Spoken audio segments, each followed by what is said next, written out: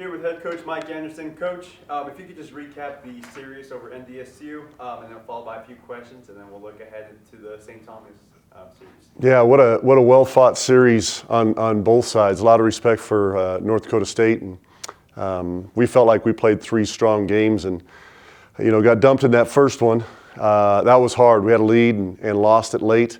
Second game was a hard-fought game that we got the chance to walk a team off, and then the third one, took charge of it late in the game. So all 3 games were hard-fought, innings, pitching, hitting, the whole thing. So proud of our team for competing.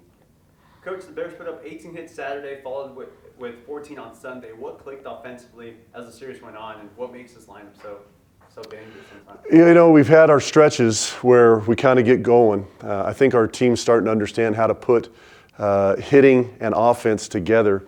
Meaning you can be a great hitter, but unless you put it all together with 9 guys in a line and keep that line moving, that's what happened.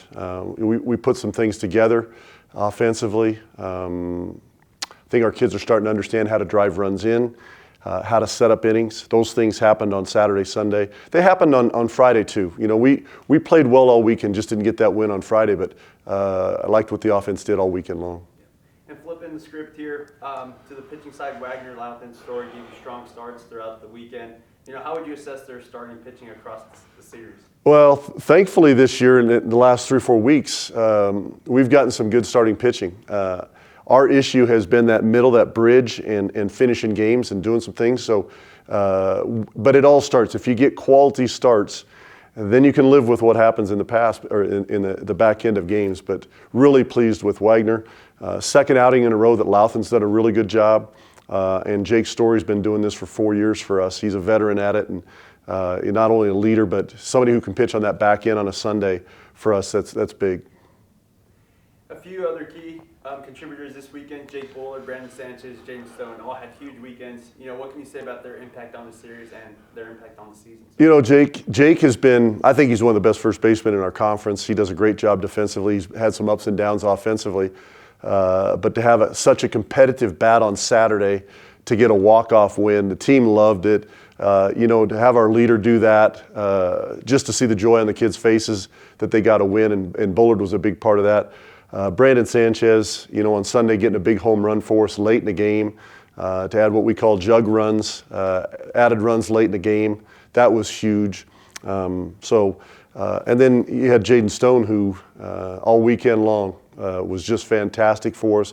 Sitting in the 2-hole, he's one of those guys that got innings started for us, push runs across with really, really competitive at bats. So 3 guys that were instrumental for us.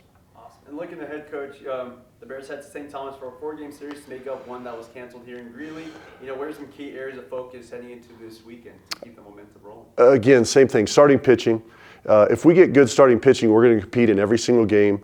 We've done that the last 2 weekends with Oral Roberts, with North Dakota State.